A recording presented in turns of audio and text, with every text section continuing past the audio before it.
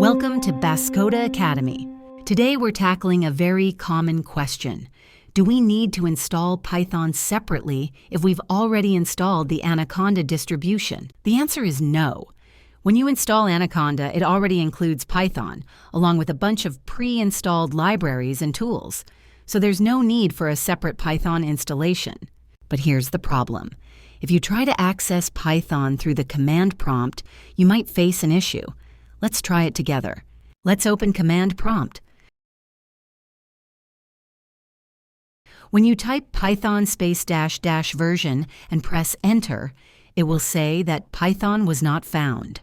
Now let's open Anaconda prompt and type the same thing that we typed in command prompt, and let's see what happens.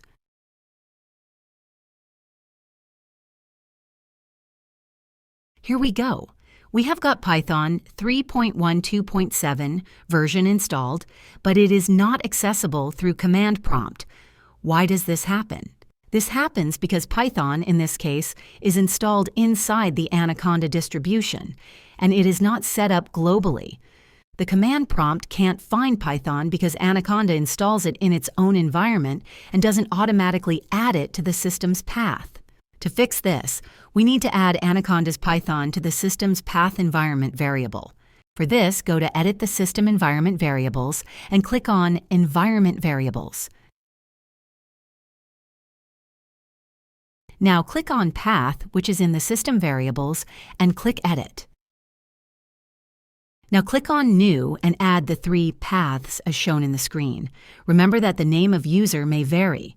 In my case, the user is PRABH. After adding paths, click OK. Now all you have to do is restart the command prompt. Let's again open the command prompt and type Python -- version. There you go. We get exactly the same Python version as shown in the Anaconda prompt.